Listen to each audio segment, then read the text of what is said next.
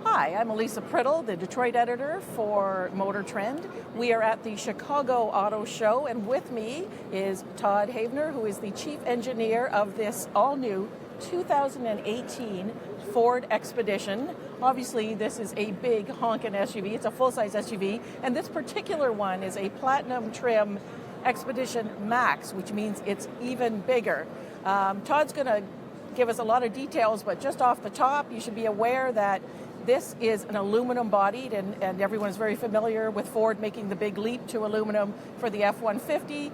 This is the same underpinnings. This has gone aluminum as well. The result is they were able to increase dimensions. I think it's about 3 inches longer wheelbase. It's an inch wider. It's an inch longer overall. Todd will correct me if I'm wrong, but it drops up to 300 pounds. So you have a bigger vehicle, weighs less, which should in turn mean that the 3.5 liter EcoBoost engine in here will get better specs, although I suspect Todd is not going to give us those numbers today, but we will ask him in a moment.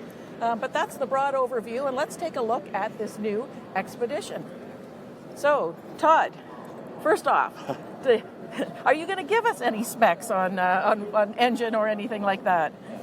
Well, no, I mean, we don't have final certification numbers for performance and fuel. All I can say is they will be improved versus the outgoing. Okay. Do you know what the current horsepower and torque? The current horsepower is 355. Okay. Torque, I think, is at 420 or something like that. Okay, that sounds pretty good. All right, so we're looking at a new face right off the top. Yeah, I mean, the design was critical, both from an exterior and interior. So we needed to make it more modern and relevant of what you should be seeing now. So you'll see a lot of execution for the Platinum. It is the highest series. And then on the inside, which we'll show later, is a lot more in craftsmanship and, of course, quality of materials. Mm-hmm. And we have a number of different grills. Yeah, a number of different grills. Platinum does have a unique grill. This one in particular has LED headlamps, LED fogs as well, with a daytime running lamp, which also serves as our signature light. Okay. And we've dropped, am I right, about 300 pounds? Yeah, up to, depending on the variant. So, again, all aluminum body, like you had mentioned. Obviously, we then reinvested additional savings into other features we put into the vehicle. Okay. But unlike the F-150, you didn't have to take all your plants down for 6 months. You're able to turn this thing around because it goes on sale this fall, but you don't have to shut your plant down for months to get it ready? It's going to be a fairly seamless production plan. But yeah, you're right. We're going to be ready this fall to go. There are people asking about turbo diesel, rather. Of course, it is turbo engine. Sorry. Well, turbo diesel is clearly F-Series did it. We can't reveal what our cycle plan actions are. So at this point, we are the 3.5 EcoBoost as the standalone engine in the product with the 10-speed transmission. But obviously, this shares a lot with the F-150. It's the same underpinnings. So we've got a new frame in here. Yeah, the underpinnings are primarily in the front. The front structure is aluminum, and then the front suspension shares the same. Obviously, unique tuning for this vehicle.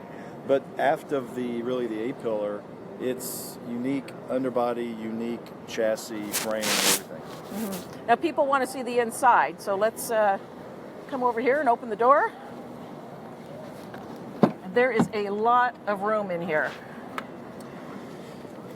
Yeah, one of the first things you'll notice on the console is we've eliminated the mechanical shifter. So now we are a rotary E-shifter. And one of the reasons why we did that is for space, as well as it's just more modern, it's higher tech. Plus, it also enables us to bring in future features. Like, as an example, a fully automated park assist, where you want the vehicle to shift on its own and you don't have to shift it. After that knob is the drive mode switch, and in there you'll be able to do on-road and off-road drive modes because we brought in terrain management and so forth. But the other thing too, with just the execution, you'll see it is a more modern look. There we've brought in all soft materials. If you look at the console, premium woods, I mean, the whole thing is laid out in wood on this series. In here, you'll see the media hub with a bunch of USB connections, but then also you'll see that's where we have the wireless charging. Right. Well. So you have wireless charging, and so we've got 8 passengers, and everybody can get power in some form. There's power everywhere, whether it's power points or USB. I mean, it was vital that every row had power, and so we did it. And so if you're in the second row, are there screens for? Yeah, there is an available family entertainment system now. We brought in-vehicle Wi-Fi. I mean, obviously this is a family vehicle, and so you see in the back of the headrest the family entertainment system screens. We can bring up in 10 mobile devices using the Wi-Fi signal. So if you're in the third row and you have your tablet or smartphone, you can watch the media that you're seeing here. And then with that Wi-Fi signal, you don't have to stay in the vehicle. It's good for up to 50 feet around the vehicle as well. So you're out camping. Great, yeah. You can sit around the bonfire. Great for tailgates and everything else, or right? tailgating. Otherwise, everybody's got to stay in the vehicle. So, you know, you got to get out. Even though we like everybody to be in the vehicle, but it's good to get out as well. Yeah. And so, and people want big vehicles again. I mean, it's not just gas prices. Yeah. There's something going on that people want to stick, 3 generations of a family need to hop in the car together and travel? I mean, Gen Xers are in that life stage where, one, they may have some discretionary income so they can, buy these size of vehicles. And then they are bringing in the grandparents, and they do have the older children, and they just have more stuff. So it was vital for us to make sure that all 3 rows were accounted for those types of families. And the back row is easier to get into. Yeah, And we're gonna show the hatch first for people, and then we'll